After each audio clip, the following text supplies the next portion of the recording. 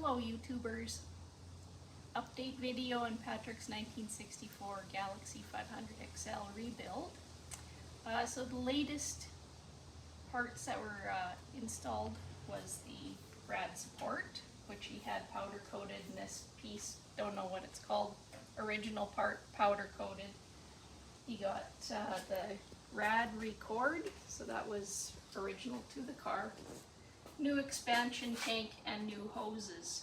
So it's coming along quite nicely. And he put in the drive shaft, so that's this week's update.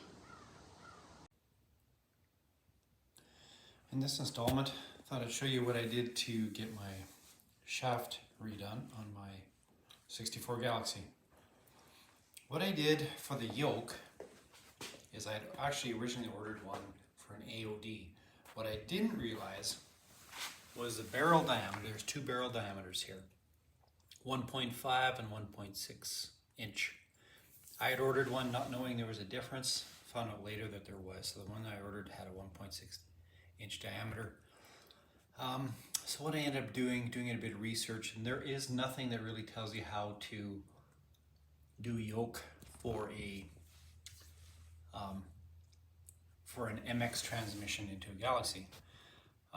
They said for an FMX you need to have a different yoke. That's why I originally bought it. Now this is the MX, so it's the earlier version of it. But what I did was, this was longer. It was a couple inches longer.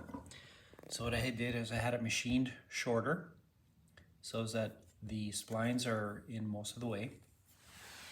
Then after that, I had extended it, put a new shaft in. You may or may not notice that there is no balance weights on here.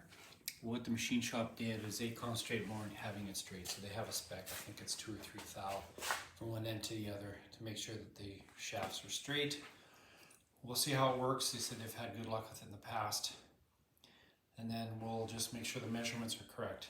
One thing I was gonna mention too is that some of these, according to Lentech, said there might be an opening at the back to vent, just to keep the air out.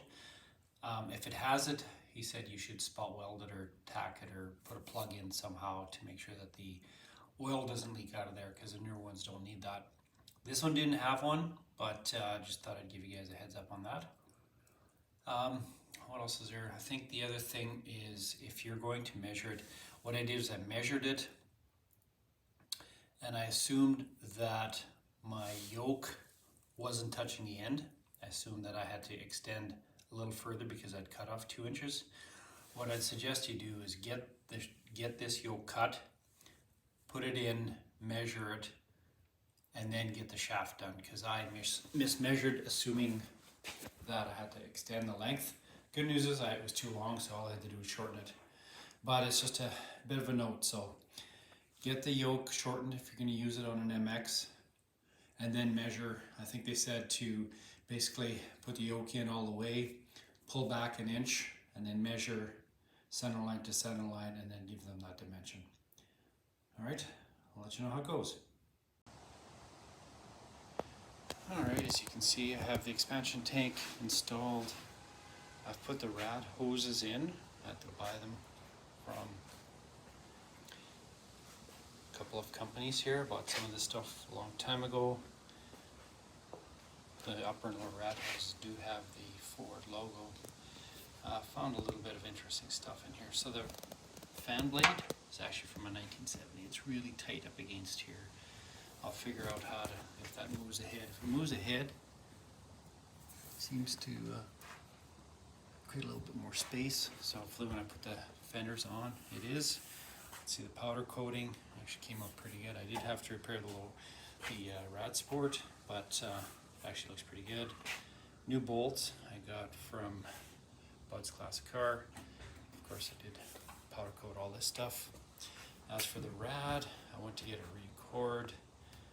And the guy who was going to recore it said that the core was actually high performance upgrade and it looked like in really good shape. So they pressure tested it and did a bit of cleanup and gave it back to me. So saved a bit of money there, so thanks to them.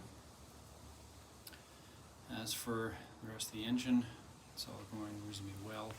Right now, I was hoping to be able to put fluid in, but it turns out I sold the engine, not for a whole lot of money, but I got rid of it, and because I just don't have room in here.